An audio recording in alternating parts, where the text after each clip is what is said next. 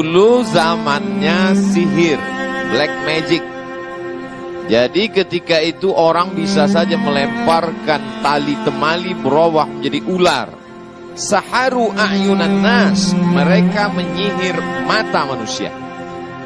Maka sesuai dengan zaman sihir itu, yang dikirimkan Allah Subhanahu wa ta'ala, seorang nabi punya mukjizat mirip seperti sihir itu. Idrib bi'asakal hajar, pukulkan tongkatmu. Ketika tongkat itu dipukulkan, famfajarat min husnata asyrata aina, memancar 12 mata air. Lemparkan tongkatmu wahai Musa.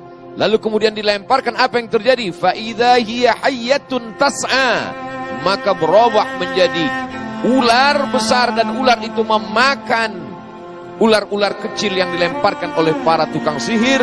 Dan sebagian tukang sihir yang tidak takut kepada Fir'aun itu berserah diri kepada Allah, bersyahadat asyhadu an la ilaha illallah wa asyhadu anna Musa Rasulullah. Berakhir zaman Musa alaihissalam, berkembang kemajuan bidang pengobatan medis. Pada zaman itu mereka bisa mengobati orang yang buta. Pada masa itu mereka bisa mengobati orang yang lumpuh. Maka dikirimkan Allah Subhanahu wa ta'ala seorang nabi yang bisa menyembuhkan yang lebih daripada yang biasa. Kalau yang biasa ada orang lahir, matanya mohon maaf terbuka, terlihat, tiba-tiba dia sakit, tidak bisa melihat, bisa disembuhkan. Tapi yang lahir dalam keadaan tidak bisa melihat, tidak bisa disembuhkan. Maka datanglah mukjizat Nabi Isa alaihissalam. Yubri'ul akmaha wal abrasa, menyembuhkan yang buta, yang kena penyakit kusta, yang lumpuh. Wa yuhyil mauta, menghidupkan orang yang mati pun bisa. Biiznillah, dengan izin Allah. Karena dia bukan Allah, dia adalah abdullah, hamba Allah. Dia adalah rasul utusan Allah. Nabi Muhammad adalah hamba Allah. Nabi Isa adalah hamba Allah. Yang berdiri ini hamba Allah juga, cuman bukan Abdullah, Abdus Somad. Lalu kemudian datanglah masa berganti, musim berubah. Zaman itu mereka menulis syair-syair, kata-kata yang indah. Tapi kata-kata yang indah itu mereka rangkai berubah menjadi kalimat. Kalimat hanya untuk menyanjung-nyanjung penguasa, memuji-muji orang kaya. Maka apa kata Allah? Wa ma 'allamnahu asy-syi'ra wa ma yanbaghi lah. Dia tidak layak bersyair, karena syair datang keluar dari mulut pendusta. Tapi dikeluarkan kata-kata mirip seperti syair, tapi lebih indah daripada syair. Itulah dia mukjizat Nabi Muhammad sallallahu alaihi wasallam. Mukjizat Nabi Musa, mukjizat Nabi Isa, mukjizat Nabi Muhammad SAW, sesuai untuk menjawab tantangan zamannya. Lalu kemudian muncul lagi hebat, bicara orang bisa disiarkan melalui radio. Maka muncullah mukjizat sudah habis, tapi ada kelebihan yang diberikan kepada para nabi, ada yang diberikan kepada pewaris para nabi. Al-ulama warathatul anbiya, para ulama yang mewarisi para nabi. Jadi pada masa era radio muncullah ulama-ulama. Buya Hamka kajiannya disiarkan melalui radio. Kiai Haji Syafi'i Hazami kajiannya disiarkan melalui radio. Selesai masa radio, datang masa televisi. Kita mengenal almarhum Kiai Haji Zainuddin MZ melalui televisi. Lalu kemudian macam-macam tuan-tuan guru kita. Lalu kemudian sampailah masa sekarang. Kalau dulu ada beberapa televisi, sekarang satu orang bisa punya 3 channel televisi. Di antaranya channel TV Abdul Somad YouTube. Bahayakah ini? Apa dampak positifnya? Apa dampak negatifnya? Ustadz Somad gimana bisa kenal, tahu, ngerti? Kapan pertama kali mendengar ceramah Mama Dede? Saya tahunya justru dari TikTok. Ada orang ngasih ngirim saya video pendek. Tapi waktu itu saya belum lihat videonya, baru dengar suaranya.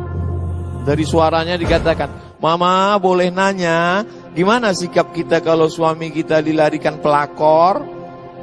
Ibu! Kok wajahnya lain?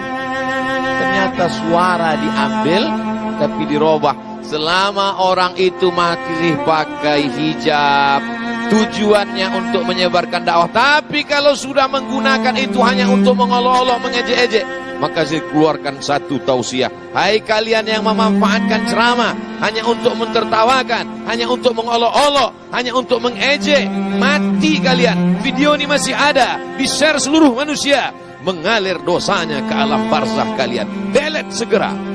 Saya tidak tahu apa di delete apa tidak, tapi yang jelas sudah kusampaikan, ya Allah. Setiap zaman ada tokohnya, setiap tokoh ada masanya, setiap waktu ada cara yang dipakai. Maka sekarang metode dakwah menggunakan alat-alat komunikasi multimedia zaman milenial. Dulu waktu saya kecil, ada acara menyambut tahun baru Hijrah, malam nuzulul Quran 17 Ramadan, Maulid Nabi 12 Rabiul Awal, 27 Rajab Isra Mi'raj, diadakan di masjid di Tanah Lapang, lomba azan, lomba imam, lomba khutbah, lomba ceramah. Dulu, sekarang kita buat model baru. Lomba apa? Musabaqah vlog. Lomba buat video pendek. Supaya apa? Supaya anak-anak muda terbiasa membuat konten 1 menit. Bagaimana dia bisa menggabungkan antara otak kanan dengan otak kiri. Bagaimana dia bisa bicara bermakna, tapi kemudian juga tidak kehilangan entertainnya. Bagaimana dia bisa bicara ada kalimat yang menguntungkan bagi dakwah, tapi juga bisa dinikmati orang banyak. Mengapa orang suka mendengar ceramah mama? Dari mana Ustadz mengadakan ini? Ustadz survei? Enggak. Terus? Ya saya tanya mama saya, almarhumah dulu. Siapa di antara penceramah yang emak suka? Beliau tunjuk ini. Kenapa? Karena jawabannya langsung to the point. Karena dia tidak segan, tidak sungkan mengatakan ini boleh, ini tidak boleh, ini halal, ini haram, tidak basa-basi. Aku suka, kata dia. Oh, Masya Allah, tabarakallah. Tapi saya yakin dan percaya di balik itu semua, bahwa yang keluar dari mulut ini adalah apa yang ada di dalam hati. Mungkin ada sholat sunat khusus, mungkin ada sholawat khusus, mungkin ada zikir-zikir khusus. Tapi kalau ini hanya dinikmati orang hanya di dalam masjid saja, di musola saja, terlalu minim. Maka mesti di-share melalui www.youtube.com. Subscribe, like, and share. Maka ini mesti dinikmati melalui Facebook, melalui video yang di-share masuk ke dalam grup-grup WhatsApp. Kalau itu dapat kita lakukan, kita sudah memanfaatkan multimedia, telekomunikasi, termasuklah TV yang tidak hanya sebagai tontonan, tapi sebagai tuntunan. Di ulang tahun yang ke-13.